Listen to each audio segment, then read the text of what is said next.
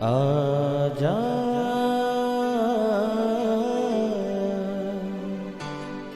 प्रभु यीशु के दर आजा, जीवन मिलेगा तुझे। आजा आजा प्रभु यीशु के दर आजा, जीवन मिलेगा तुझे। आजा आजा आजा आजा।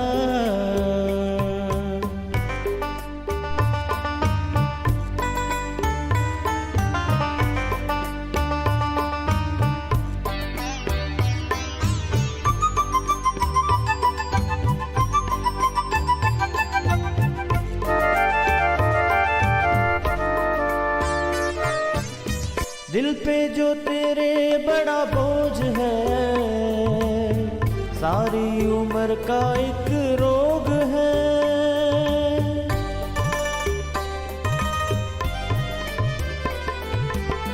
दिल पे जो तेरे बड़ा बोझ है, सारी उम्र का एक रोग है। क्यों नहीं आता यीशु पास तू, ताकि न रहे फिर उदास तू। क्यों नहीं आता यीशु पास तू, ताकि न रहे फिर उदास तू। आजा प्रभु यीशु के दर आजा, जीवन मिलेगा तुझे। आजा आजा आजा आजा। प्रेज द लॉर्ड एवरीवन, मैं pastor Kulbhushan Johar, Asian church of Christ Vancouver BC से प्रोग्राम नई ज़िंदगी की ओर में आप सबका बहुत बहुत स्वागत करता हूं। मैं उम्मीद करता हूं आप सब लोग अच्छे होंगे, तंदुरुस्त होंगे और परमेश्वर के कलाम में बढ़ रहे होंगे। आइए हर बार की तरह परमेश्वर के कलाम में से सीखने से पहले, वचन को पढ़ने से पहले आइए हम अपने सरों को झुकाएंगे, अपनी आँखों को बंद करेंगे। आइए हम दुआ में जाएंगे। सर्वशक्तिमान परमेश्वर यीशु मसीह नासरी, हम आपका धन्यवाद करते हैं। आप अच्छे सच्चे जीवित दया करने वाले परमेश्वर हैं, प्रार्थनाओं को सुनते हैं। हम आपका धन्यवाद करते हैं, आपने एक बार फिर से हमें ये मौका दिया, हम आपकी हजूरी में बैठ सकें, आपके वचनों में से सीख सकें। होने दे कि जब आज हम आपके वचनों को पढ़ें, ये वचन हमें नई ज़िंदगी के साथ जोड़ दें, ये वचन हर अंधकार की शक्ति को ख़त्म कर दे। महान परमेश्वर, मेरी प्रार्थना है सचमुच आज तेरे लोग की ज़िंदगी बदल जाए। यीशु मसीह के सामर्थी नाम से हम मांगते हैं, आमीन आमीन। तो मैं स्वागत करता हूं आप सबका प्रभु यीशु मसीह की हजूरी में। आज मैं आपसे बात करना चाहता हूं एक ऐसे विषय में जो कि बहुत ही इम्पॉर्टेंट विषय है। आज के टाइम में हम दो तरह के लोगों को देख रहे हैं। एक वो जो कि बिल्कुल परमेश्वर पे फेथ नहीं करते, जिनको लगता है कोई परमेश्वर नहीं, जिनको हम नास्तिक बोलते हैं। दूसरे वो जो विश्वास तो करते हैं, बिलीवर तो हैं, पर उनका विश्वास ठंडा पड़ चुका है। उनको लगता है जो मेरी लाइफ में पहले हुआ, बस मैं उतने योग्य था या उतना ही मेरे लिए रखा था, उसके बाद कुछ नहीं। अब मेरी लाइफ जैसे चल रही है दैट्स ओके, ये ऐसे ही चलता रहे। मेरे प्रियो, मैं आपको बताना चाहता हूँ बाइबल में से आज एक बड़े भेद की बात को। बाइबल ऐसा नहीं कहती। बाइबल बताती है कि एक परमेश्वर है, वो यीशु मसीह नासरी है। बाइबल कहती है कि आदि में वचन था, वचन परमेश्वर था, वचन परमेश्वर के साथ था, उसी के द्वारा सृष्टि की रचना की गई। वो वचन प्रभु यीशु मसीह था। बाइबल बताती है कि यीशु मसीह नासरी ही एकमात्र परमेश्वर है जो हमारी प्रार्थना को सुन सकता है, वो हमसे बात कर सकता है, हम उससे बात कर सकते हैं, वो हमें उत्तर दे सकता है। आज मैं आपको परमेश्वर के कलाम में से बताऊंगा कि कैसे आप परमेश्वर से बात कर सकते हैं। How you can talk to the word, you can talk to the God. Hallelujah. कैसे आप परमेश्वर के कलाम से यानी कि यीशु मसीह से बात कर सकते हैं। मैं आपके लिए पढ़ना चाहता हूँ परमेश्वर के कलाम में से एक हिस्से को जो हमें मिलता है भजन संहिता, उसका 63rd चैप्टर। यहाँ पे इस तरह लिखा है, हे परमेश्वर तू मेरा परमेश्वर है, मैं तुझे यत्न से ढूंढूंगा। सूखी और निर्जल ऊसर भूमि पर मेरा मन तेरा प्यासा है, मेरा शरीर तेरा अति अभिलाषी है। इस प्रकार से मैंने पवित्र स्थान में जो तुझ पर दृष्टि की कि तेरी सामर्थ और महिमा को देखूं। हालेलुया। मेरे प्रियो, यहाँ पर ये भजन जब दाऊद ने लिखा तो वो यहूदा के जंगलों में था, वो ट्रबल में था। आप सोच सकते हैं, एक व्यक्ति जिसने परमेश्वर के काम को अपनी लाइफ में देखा, अब वो जंगल में है, क्या उसके माइंड में चल रहा होगा? अगर आप और मैं उस जगह पे होते तो हम क्या सोचते? शायद हम सोचते कि हाँ, परमेश्वर है, पहले उसने मेरी लाइफ में काम किया पर अब वो काम नहीं कर रहा। अगर परमेश्वर है तो मैं जंगल में क्यों? अगर परमेश्वर है तो मैं ट्रबल में क्यों? तो शायद वहाँ पे हम क्विट कर देते, या हमें लगता कोई परमेश्वर नहीं, जो पहले हुआ वो ऐसे ही होना था, ऐसे ही लिखा था इसलिए हो गया, पर अब ये मुसीबत ही मेरी लाइफ का हिस्सा होगी, ऐसे ही होना है, ऐसे ही लिखा है। मैं आपको बताना चाहता हूँ, दाऊद ने ऐसा नहीं किया।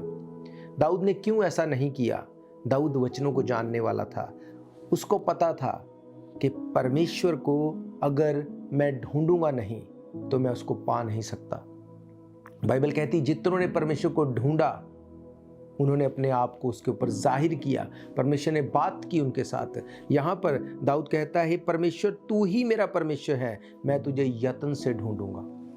वो क्या कह रहा था? उसने ये कहा कि हाँ, मैं ये विश्वास करता हूँ कि यीशु मसीह यहोवा परमेश्वर आप ही आदि और अंत, अल्फा और ओमेगा हैं। जिसने पहले मेरी लाइफ में काम किया वो आज भी मेरी लाइफ को इस ट्रबल से छुड़ा सकता है। उसने कहा, हे परमेश्वर तू ही मेरा परमेश्वर है, मैं तुझे यत्न से ढूंढूंगा। सूखी और निर्जल भूमि, ऊसर भूमि पर मेरा मन तेरा प्यासा है, मेरा शरीर तेरा अति अभिलाषी है। इस प्रकार से मैंने पवित्र स्थान से तुझ पर दृष्टि की कि तेरी सामर्थ और महिमा को देखूं। हालेलुया। उसके ऊपर दृष्टि की उसने यत्न से ढूंढा। और भजन संहिता 34 बताती है, जितनों ने उसके ऊपर दृष्टि की उसने एक को भी शर्मिंदा नहीं होने दिया। नॉट अ सिंगल वन, किसी को भी उसने शर्मिंदा नहीं होने दिया। आज आपकी और मेरी लाइफ की सिचुएशन ये हो सकती है कि या तो परमेश्वर को हमने कभी काम करते हमारी लाइफ में नहीं देखा, अगर देखा तो अब वो नहीं हो रहा। क्या सोचते हैं हम, क्या करते हैं हम, ये हमारी डेस्टिनी को चेंज कर सकता है। आप क्विट करके बैठ सकते हैं, डेविल आपकी लाइफ के आनंद को चुरा के ले जाएगा। आखिर में आप परमेश्वर को दोष नहीं दे सकते कि परमेश्वर तूने ऐसा कर दिया। दाऊद ने कहा, मैंने यत्न से तुझे ढूंढा। उसने कहा, मैंने यत्न किया, मैंने अपनी तरफ का पूरा काम किया। और उसने कहा, जब मैंने ऐसा किया, इस प्रकार से मैंने पवित्र स्थान में तुझ पर दृष्टि की कि तेरी सामर्थ और महिमा को देखूं। आप जानते हैं, परमेश्वर की महिमा और सामर्थ को देखने के लिए पवित्र स्थान से दृष्टि करने का मतलब क्या है? पवित्र स्थान में दृष्टि करने का मतलब उसके वचन के ऊपर मनन करना। अगर आप परमेश्वर के वचन के ऊपर मनन करने वाले हैं, आप उसकी सामर्थ को उतरते हुए देखने वाले हैं। क्यों? क्योंकि तीमुथियुस की किताब कहती है, परमेश्वर ने इस वचन को जब लिखवाया उसके ऊपर अपने श्वास को फूंका और ये जीवती जान हो गया। परमेश्वर का वचन उतना ही जीवित है जितना आप जीवित हैं, जितना मैं जीवित हूं। क्योंकि परमेश्वर ने आदम को बना के उस मिट्टी में अपने श्वास को उसके नथनों में फूंका और उस मिट्टी में जीवित होके जान आ गई। परमेश्वर का वचन उतना ही जीवित है। और बाइबल कहती है, दाऊद ने कहा, मैंने इस प्रकार से पवित्र स्थान में तुझ पर दृष्टि की कि तेरी सामर्थ और महिमा को देखूं। आप कैसे दृष्टि करते हैं इस वचन के ऊपर? आप कैसे पढ़ते हैं इस वचन को? क्या ये वचन आपके लिए पर्सनल है? क्या ये वचन पर्सनली आपसे बात करता है? क्या जब आप वचन पढ़ते हैं आपको ऐसा लगता है ये वचन मेरे लिए है, ये मेरे लिए लिखा गया? जब आप प्रार्थना करते हैं, क्या आप वचन में से प्रार्थना करते हैं ताकि परमेश्वर वचन के अकॉर्डिंग आपको आंसर कर सके? हालेलुया। हम रुकेंगे एक ब्रेक के लिए। ब्रेक के बाद हम परमेश्वर के कलाम में से आगे देखेंगे।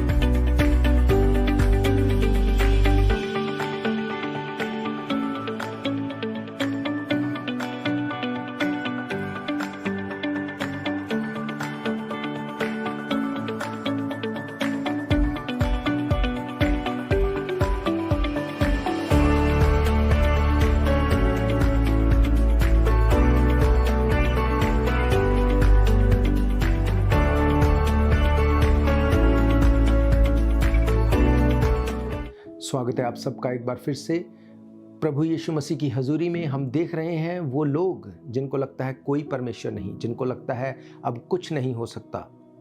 बाइबल कहती है ऐसे ही वक्त में दाऊद ने कहा, मैं यत्न से तुझे ढूंढूंगा, मैं अपनी दृष्टि तेरी ऊपर लगाऊंगा और ऐसे लगाऊंगा कि तेरी सामर्थ को उतरते हुए देख सकूं।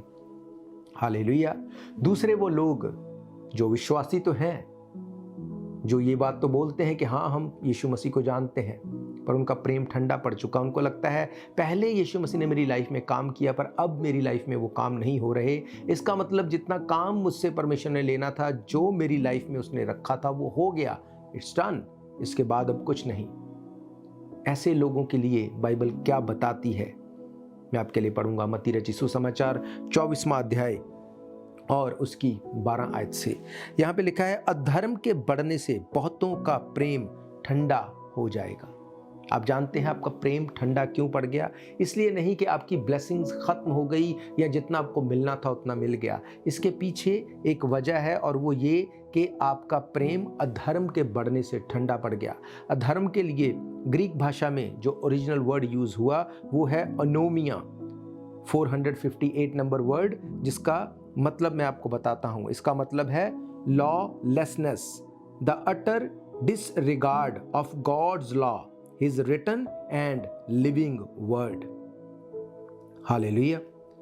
लॉलेसनेस, जो लोग लॉ को तोड़ते हैं, बाइबल कहती है उनका प्रेम ठंडा पड़ जाएगा। अधर्म के बढ़ने से मीन्स लॉ को तोड़ने से बहुतों का प्रेम ठंडा पड़ जाएगा। ना सिर्फ दुनियावी लॉ की मैं बात कर रहा हूं, मैं वचन की, मैं स्पिरिचुअल लॉ की बात कर रहा हूं। बाइबल कहती है अगर तू बाड़े को तोड़ेगा, सांप तुझे डसेगा। ये परमेश्वर का लॉ है। बाइबल कहती है अगर तू फेंस के अंदर रहेगा, अगर तू बाड़े के अंदर रहेगा, तो शैतान तुझे छू नहीं सकता। जैसे ही तू लॉ को तोड़ेगा, सांप तुझे डसेगा। आपके और मेरे लिए एक फेंस रखी गई है। हम हर चीज में इन्वॉल्व नहीं हो सकते। प्रार्थना, आराधना, वचन का पढ़ना, ये हमारी लाइफ का अटूट हिस्सा होना चाहिए। क्या आप जानते हैं, जब आपको लगता है कि मेरा प्रेम, मेरा विश्वास ठंडा पड़ चुका है, उसके पीछे वजह क्या है? उसके पीछे वजह यह है कि अब आपकी संगति विश्वासी के साथ नहीं, अब आपकी संगति परमेश्वर के साथ नहीं, अब आप वचन को नहीं पढ़ते, अब आप आराधना नहीं करते, अब आप परमेश्वर के साथ वो समय नहीं देते जो पहले आप देते थे। इसीलिए आपको लगता है कि जो हुआ या तो वो एक्सीडेंटली हो गया या वहीं तक मेरे लिए रखा गया था। बाइबल कहती है भजन संहिता 91 अध्याय उसकी 7 आयत में लिखा, तेरे पास 1000, तेरे दाहिने हाथ 10,000 गिरेंगे, वो तेरे पास नहीं आएगा। किनको बोला गया कि तेरे पास वो नहीं आएगा? बाइबल नहीं कहती कि समय खराब नहीं आएगा, चीजें खराब नहीं होगी। बाइबल कहती तेरे पास 1000, दाहिने हाथ 10,000 गिरेंगे, पर वो तेरे पास नहीं आएगा। अब मैं आपसे पूछना चाहता हूं, अगर बाहर बारिश हो रही है, उस बारिश में लोग बीमार हो रहे हैं, आप भी अगर उसी बारिश में निकलते हैं, क्या ये पॉसिबल है कि आप भी उस बारिश में निकलें और भीगे ना? क्या ये पॉसिबल है? बाहर बहुत गर्मी पड़ रही है, लोग गर्मी की वजह से बीमार हो रहे हैं। क्या ये पॉसिबल है आप बाहर जाएं, आपको गर्मी ना लगे? क्या ये पॉसिबल है? नो, ये पॉसिबल नहीं है। पर क्यों वहां पे लिखा गया तेरे पास 1000, तेरे दाहिने हाथ 10,000 गिरेंगे, वो तेरे पास नहीं आएगा? मेरे प्रियो, जब आप परमेश्वर के वचन में पक्के होंगे, जब आप आराधना करने वाले होंगे, जब आप उसको यत्न से ढूंढने वाले होंगे, सामर्थ की वेट कर रहे होंगे, सामर्थ के लिए प्रार्थना में होंगे, तब अगर आप बारिश में भीग भी जाएंगे, वो बारिश में भीगना आपके लिए भलाई को लेके आएगा।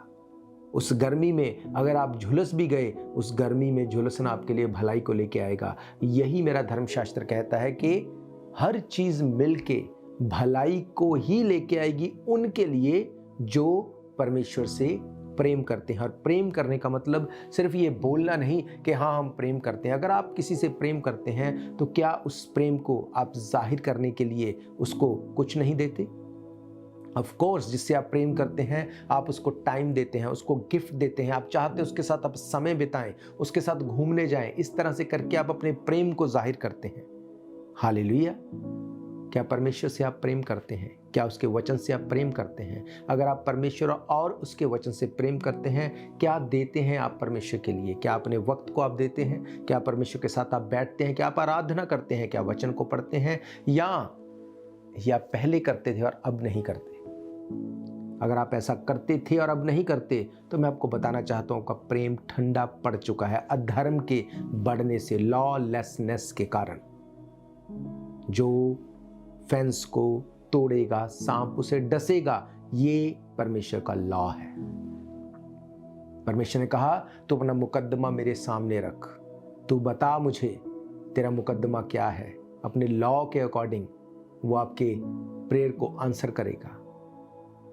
उसने ऐसा नहीं कहा अगर तेरा कोई नुकसान करे तो तू मुझे आके बता, मैं लॉ के अकॉर्डिंग उसका नुकसान करूंगा।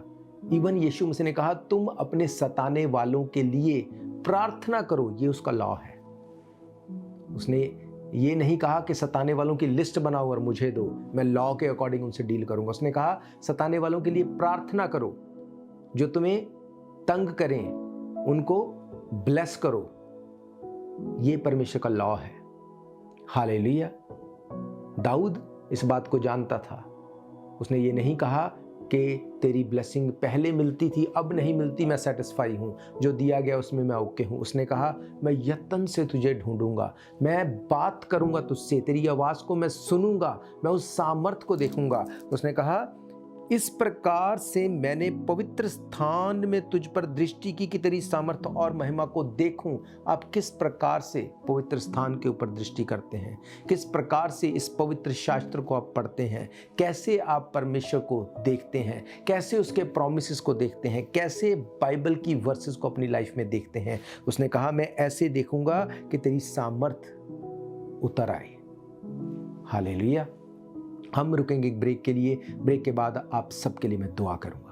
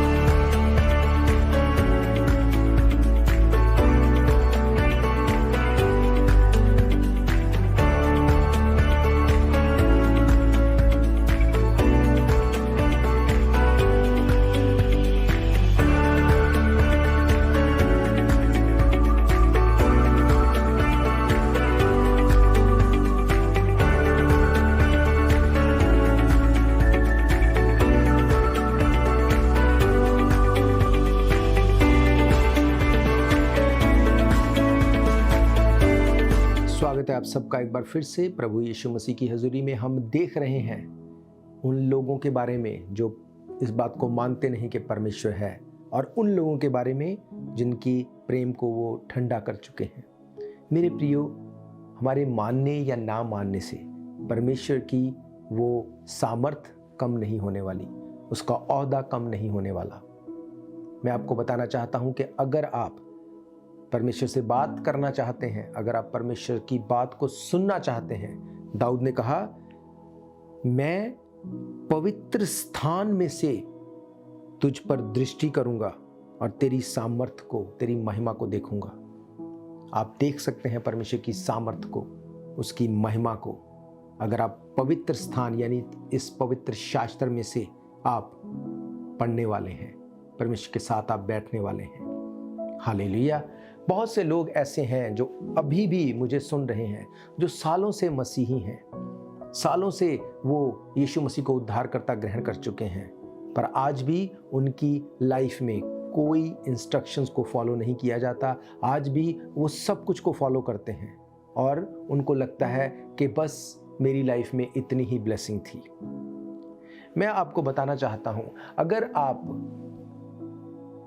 गोल्ड पहनने वाले हैं, आप सोने के बारे में जानते हैं, तो आप इस बात को जानते होंगे कि जब हम एक ज्वेलर से गोल्ड बाय करते हैं तो हम क्या देखते हैं, दो तरह का गोल्ड उसके पास होता है। एक गोल्ड वो जो 24 कैरेट का गोल्ड होता है, जो प्योर गोल्ड है, जो कि प्राइस वाइज बहुत महंगा होगा।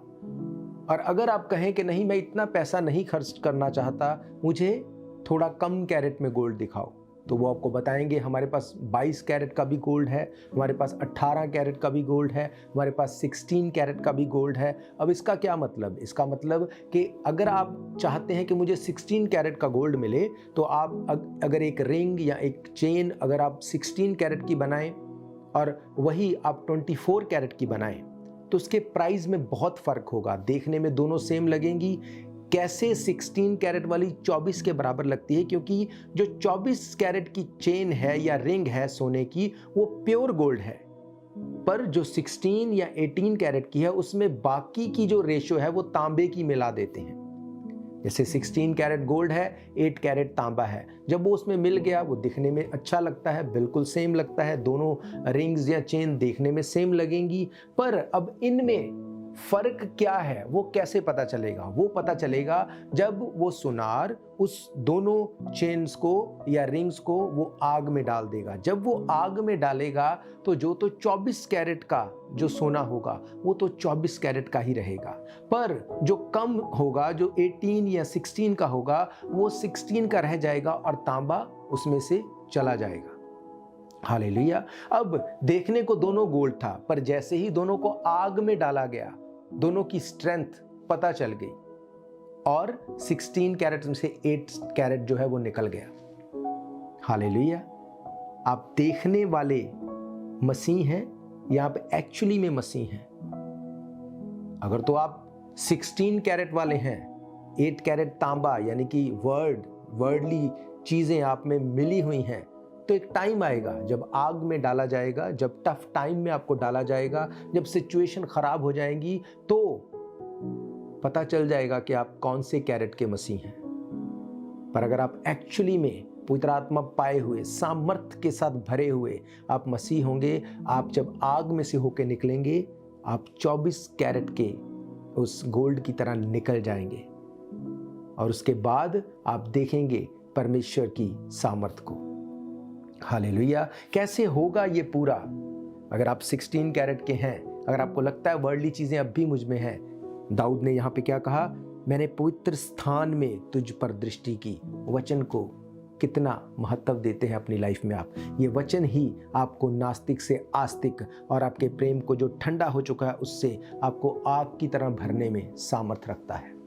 हालेलुया। आपकी हर एक प्रार्थना का उत्तर इस वचन में दिया गया है।